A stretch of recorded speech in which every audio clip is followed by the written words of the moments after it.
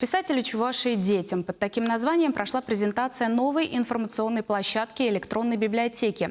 В ней собрано более 2000 произведений чувашских писателей. Это стало возможным благодаря победе проекта в конкурсе президентских грантов в области культуры и искусства.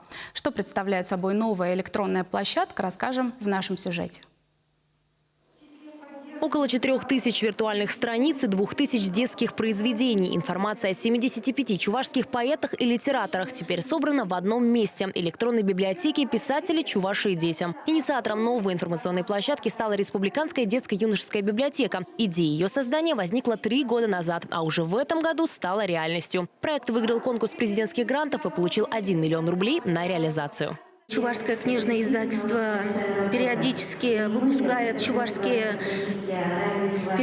выпускает детскую литературу как на чувашском, на русском языке. Но, увы, не всегда вот эта литература доходит до своего читателя. Поэтому создание подобной электронной презентации творчества наших чувашских литераторов – это для нас очень ценно. Главная задача электронной библиотеки – сохранение культурного наследия для детей. Сегодня подрастающее поколение привыкло получать информацию через интернет, а благодаря этой площадке погружение в мир книг станет намного легче, говорят авторы проекта. Библиотека состоит из нескольких разделов: жанры, авторы, читаем, слушаем, играем. Зайти можно с любого мобильного устройства и компьютера. Все абсолютно бесплатно. Каждый читатель сможет открыть для себя книгу по-новому. Не только посмотреть ее страницы, иллюстрации, но и почитать текст, послушать эти литературные произведения в авторском исполнении. Также для малышей подготовили интерактивные раскраски, пазлы и кроссворды на русском и чувашском языках. Но это далеко не все, что есть в электронной библиотеке. Коллекция книг будет пополняться, налажено тесное сотрудничество с писателями, художниками и издательствами республики. Анна Давыдова, Кристина Айзова, Вадим Владимиров. Вести, Чувашия.